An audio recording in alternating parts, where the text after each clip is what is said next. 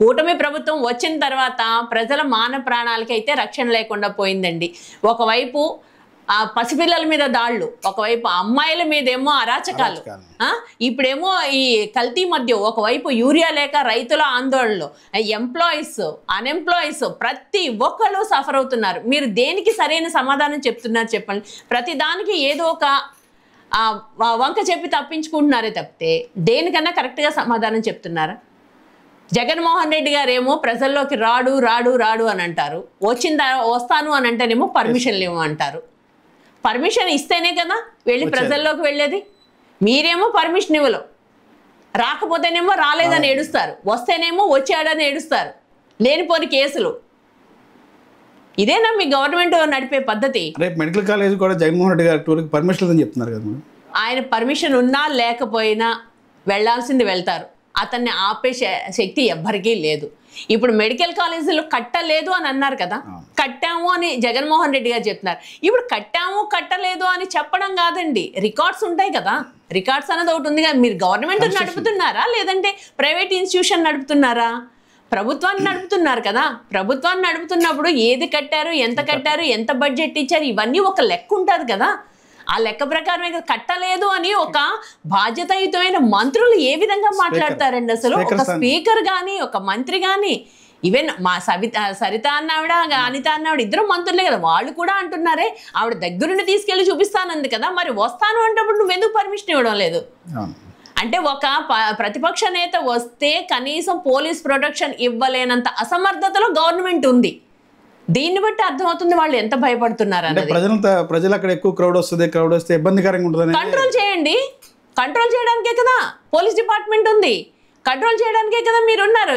మీరు ఇంతకు ముందు వచ్చినప్పుడు జగన్మోహన్ రెడ్డి గారు గవర్నమెంట్ ఇవ్వలేదా మీకు ప్రొటెక్షన్? ఇవ్వండి. లేదంటే మాకు సంబంధం లేదని చేతులు ఎత్తేస్తారా?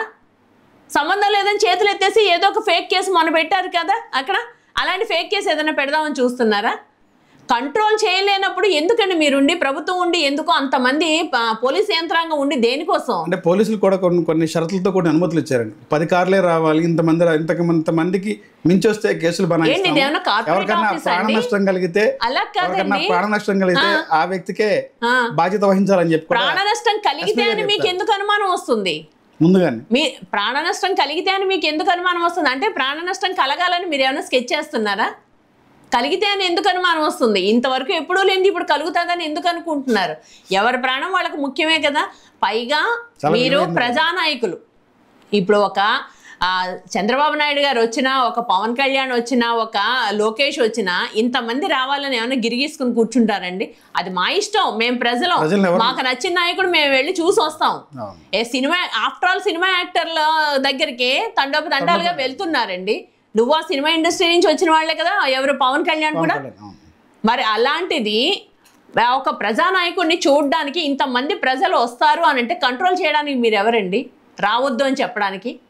వచ్చిన వాళ్ళకి ప్రొటెక్షన్ ఇవ్వాల్సిన బాధ్యత మీది, పోలీస్ డిపార్ట్మెంట్ది. ఆ డిపార్ట్మెంట్కి చెప్పాలి కట్టుదిట్టమైన ఏర్పాట్లు చేయండి అని. ఏర్పాట్లు చేయడం చేత కానీ ప్రభుత్వం ప్రతిపక్ష నాయకుడిని రావద్దు అని ఎలా చెప్పుద్దండి? ఇది ఎంతవరకు కరెక్టు? ఇదేనా ప్రభుత్వాన్ని నడిపే పద్ధతి? అంటే వస్తే ప్రజల మధ్య కొంచెం క్రౌడ్ పెరుగుద్ది, దానివల్ల ఇబ్బంది పడతారనేదే ఎస్పీ గారితో ఈ రోజున స్టేట్మెంట్ వచ్చింది.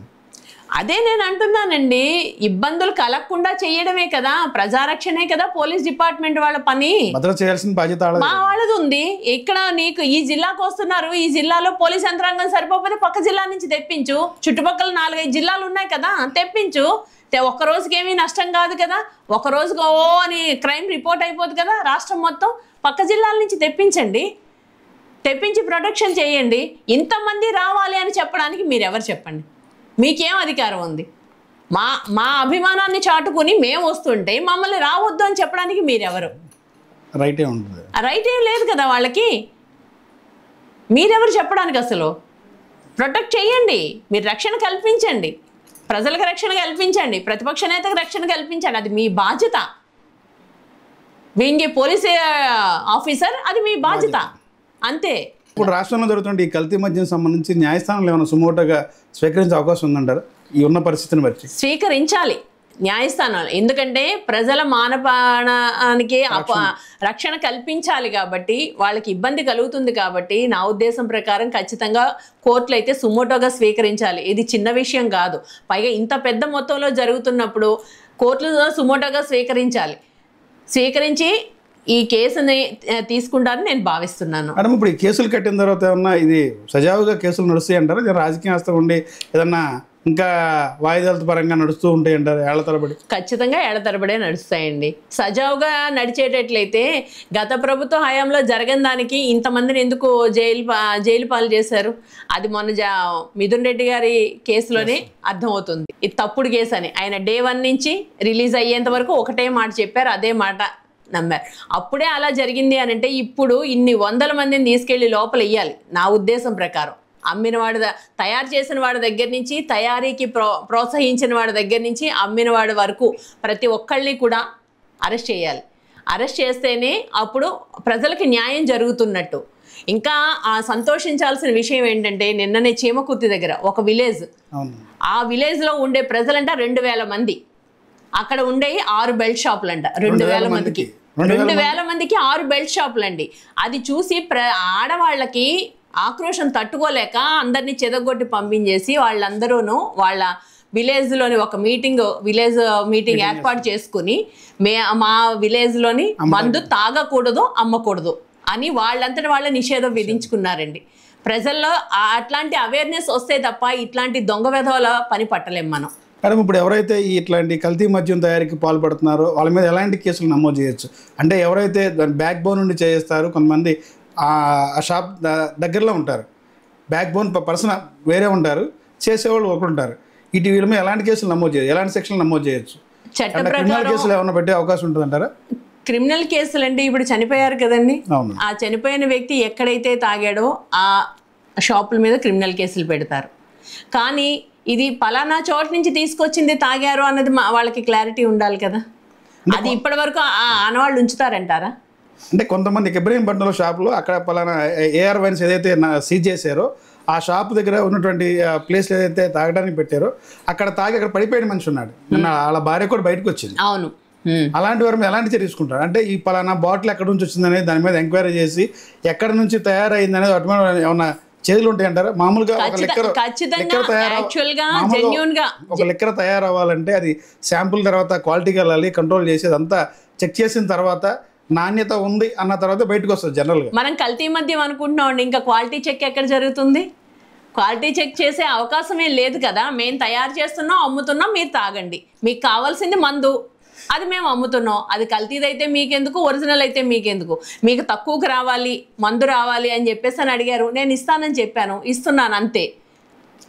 అంతే, మీ చావు మీరు చావండి, మాకు కావాల్సింది డబ్బు, మీకు కావాల్సింది మందు, మీ చావు మీరు చావండి, మీ ప్రాణాలతో మాకేంటి? పైగా ఇంతమంది తాగుతున్నారు, ఇన్ని రకాలుగా ఇబ్బందులు పడుతున్నారు, కనీసం ప్రభుత్వ బాధ్యత తీసుకుంటుందండి? ఈ తాగి ఎన్నో రకాల జబ్బుల పాలవుతారు కదా. ఆరోగ్యశ్రీ కూడా క్యాన్సిల్ చేశారు. ఇప్పుడు పేదవాడు ఈ మద్యం తాగి ఎన్నో రకాల జబ్బులకి ఇబ్బంది పడి హాస్పిటల్కి వెళ్ళాలంటే ఆరోగ్యశ్రీ కూడా లేదు. వాడు ఎలా బతకాలండి పేదవాడు అన్నవాడు? కనీసం ఆలోచిస్తున్నారా? ప్రజల ప్రాణాలకే రక్షణ లేకుండా చేస్తున్నది ఈ ప్రభుత్వం. ఇలాంటి ప్రభుత్వాలకి ఇంకా మనం ఏం చెప్తాం చెప్పండి? ఇలాంటి ప్రభుత్వాల్లోని జెన్యూన్గా జరుగుద్ది ఎంక్వైరీలు, కేసులు అవి జెన్యూన్గా నడుస్తాయని మనం ఎలా అనుకుంటాం? కరోనా కన్నా చాలా దారుణమైనటువంటి సిచ్యువేషన్. అవును, కల్తీ మద్యం అనేది. ఇప్పుడు కరోనా అంటే భయపడి ఆగారు, కానీ ఈ కల్తీ మద్యం అన్నదానికి అమ్మిన వాడికే మానవత్వం లేదు, తయారు చేస్తున్న వాడికి మానవత్వం లేదు. ఇంతమంది ప్రాణాలు పోతాయని నీకు తెలీదా?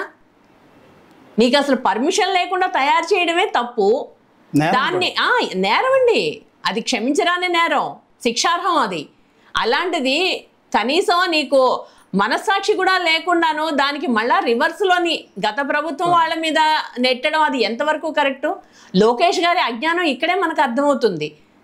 ఇప్పుడు జగన్ గారి హయాం నుంచే ఉన్నాయి అన్నారు, మరి మీ గవర్నమెంట్ వచ్చి 15 నెలలు అయింది, అట్లాంటివన్నిటిని మీరు బ్యాన్ చేయాలి కదా, మీకు బాధ్యత లేదా?